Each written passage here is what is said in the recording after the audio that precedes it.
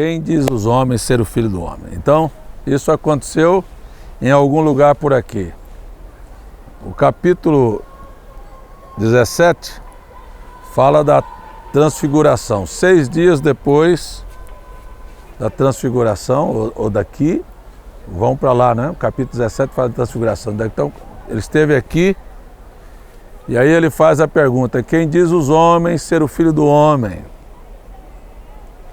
E os discípulos respondem, uns dizem ser Elias, Jeremias ou alguns dos profetas. Diz, e vós, quem dizeis que eu sou? Ele disse Pedro, tu és o Cristo, o Filho de Deus vivo. Nós entendemos que a teologia católica diz, aí Jesus continua dizendo, também te digo que és Pedro, e sobre esta pedra edificarei a minha igreja, e as portas do inferno não prevalecerão contra ela. Então vem agora a interpretação do texto. A teologia católica diz que Pedro é uma pedra pequena e que a igreja foi edificada sobre Pedro. E diz que Pedro foi o seu primeiro representante. A teologia evangélica diz que a igreja está edificada sobre Jesus. Diz que Jesus edificou a sua igreja sobre si. Mas se você olhar o contexto, o profeta William Branham diz, preste bem atenção, que a resposta de Jesus a Pedro foi, não foi carne, nem sangue que tu revelou, mas meu Pai que está no céu. Então daí é que segue a afirmação também, tu és Pedro, sobre esta pedra. Quando estamos falando, a pergunta original é, quem diz os homens ser o Filho do Homem? A igreja não está edificada sobre Pedro e nem está edificada sobre Jesus, mas está edificada sobre a revelação de quem é Jesus. A pergunta é, quem diz os homens ser o Filho do Homem? Deus não poderia edificar a igreja sobre um homem que a poucos momentos depois o próprio Jesus vai virar para ele e dizer, para trás de mim, Satanás. Porque foi aqui, neste mesmo momento, poucos momentos depois desta pergunta, Jesus fala sobre a sua ida a Jerusalém, sobre a sua morte, e Pedro vem e diz, Senhor, tenha pena de ti mesmo, não vá. Então ele diz, para trás de mim, Satanás. Então, como é que Jesus poderia edificar a igreja sobre um homem tão inconstante como Pedro? Quando a gente fala sobre que a igreja não está edificada sobre Jesus, pelo fato simples, porque até aqui Jesus está tentando ver se os discípulos descobriram quem era ele. E a maioria dos cristãos não sabem quem é Jesus. Na Escritura, o próprio Paulo, mais tarde, diz, se alguém pregar a vocês um outro Jesus, segunda carta aos Coríntios, capítulo 13, ou se recebeis outro Espírito, com razão sofrereis. O próprio mundo evangélico não sabe quem é Jesus, porque atribui a Jesus ser ele a segunda pessoa da divindade. Como é que a igreja está edificada sobre um fundamento deste? Mas a pergunta é, quem diz que eu sou?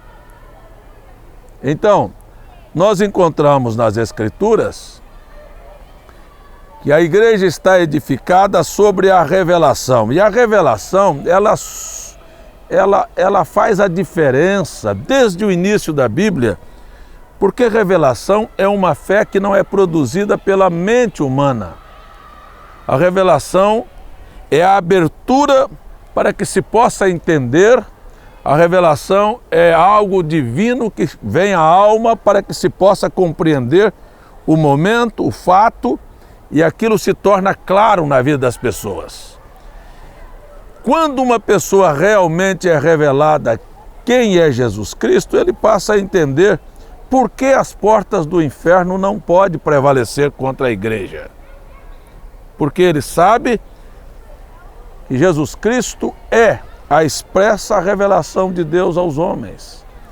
E contra Cristo, ou em outras palavras, contra Deus, o inferno não pode prevalecer.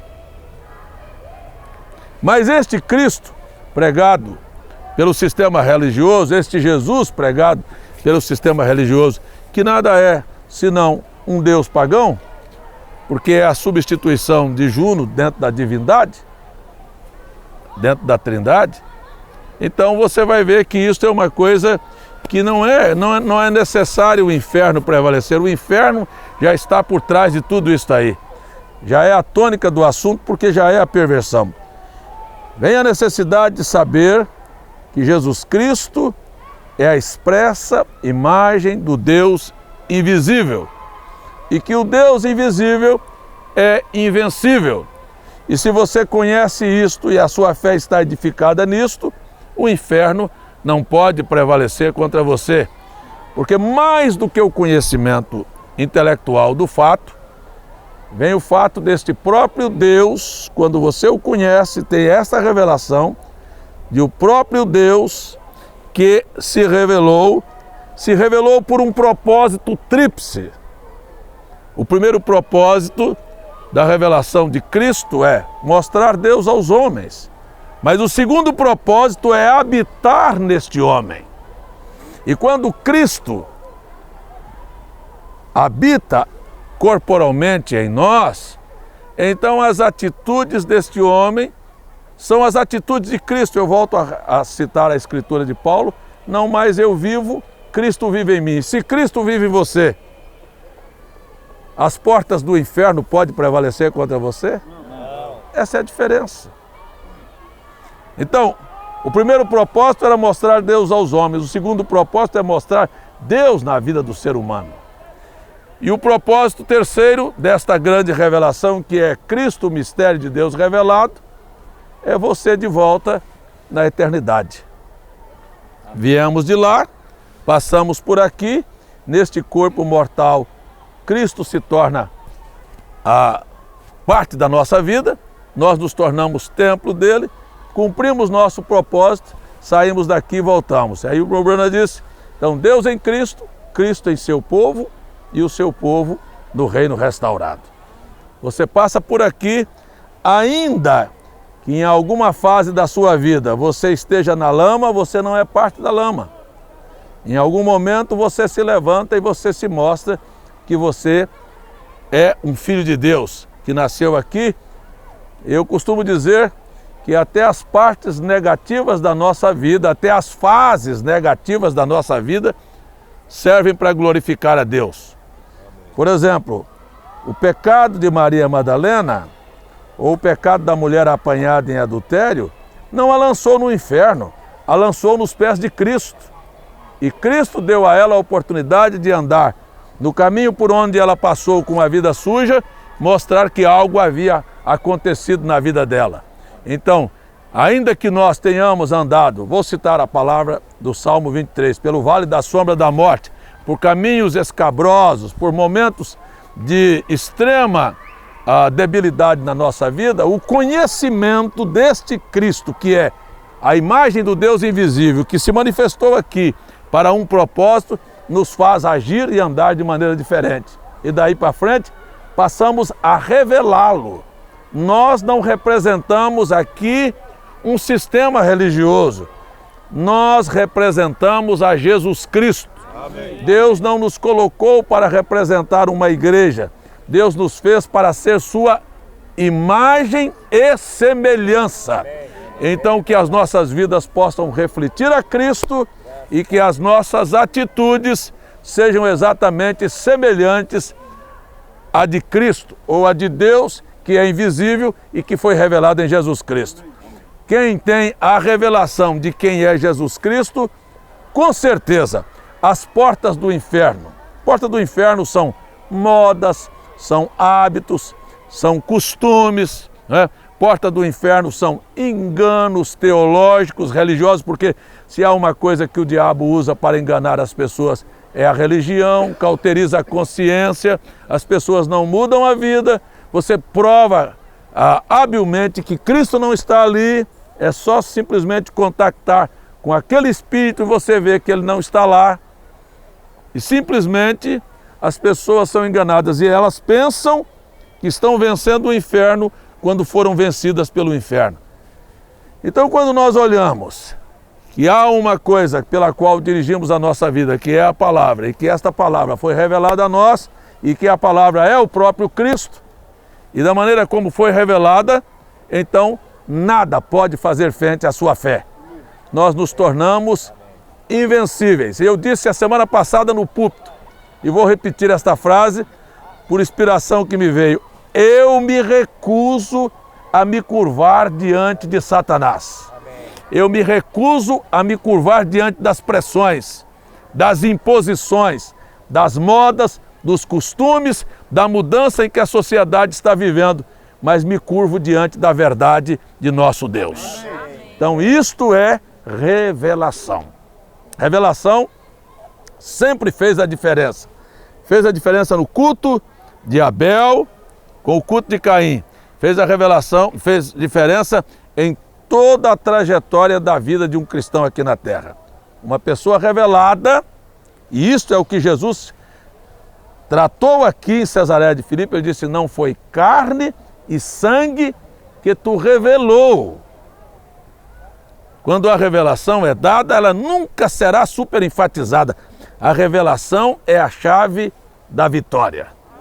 A revelação te coloca no caminho certo, a revelação te abre as portas, a revelação te faz resistir qualquer outro pensamento. Então foi isso que aconteceu aqui, e eu espero que cada um possa chegar perto de Deus, porque a revelação ela não é produzida pelo argumento, nem pela literatura, porque a revelação é fé, e a Bíblia diz que fé é um dom que vem de Deus. Amém. É uma dádiva. Se ele não abrir o entendimento, você passa por ele. Quem diz os homens? Elias, Jeremias, gente boa, profetas, hein? Mas e você, quem diz que eu sou? Segunda pessoa da Trindade? Né? Você quer ver uma coisa? Deus Filho, isso é uma ignorância terrível. Onde já se viu Deus Filho? Não, você não tem essa expressão na Bíblia. Você tem a expressão Filho de Deus. Mas Deus Filho é uma criação. Como é que Deus pode ser criado? Então são coisas dessa natureza que as pessoas simplesmente engolem dentro da teologia. Passa desapercebido. Não há tal coisa como Deus Filho, Deus, Deus Espírito Santo. Não, não, não. Você não tem isso na Bíblia. Esta é uma doutrina católica. Mas você tem Filho de Deus. Por quê? Há um Deus que é Espírito. Ele gerou um corpo. Este corpo, tomando a forma humana, nascendo, é Filho. Quem gerou é o Pai. Mas só que o Pai não é uma pessoa separada do Filho. O Pai veio e habitou corporalmente nesse Filho. E isso é o que o mundo não estava vendo. E foi isso que ele perguntou: quem vocês dizem que eu sou? Era muito para um judeu dizer que um carpinteiro era o próprio Deus que abriu o Mar Vermelho. Era muito para aquele povo acreditar que aquele homem foi quem balançou as montanhas do Sinai. Era muito para eles acreditarem, mas era isso que ele estava perguntando: quem que é que vocês dizem que eu sou? Disse: tu és o Filho de Deus, quer dizer, Deus feito homem, vindo entre nós. E quem tem esta revelação que Deus veio a você, veio a sua vida, veio a sua alma, veio a sua família, veio a você, as portas do inferno não prevalecerão contra você. Esta é a verdade. Deus abençoe a todos nós.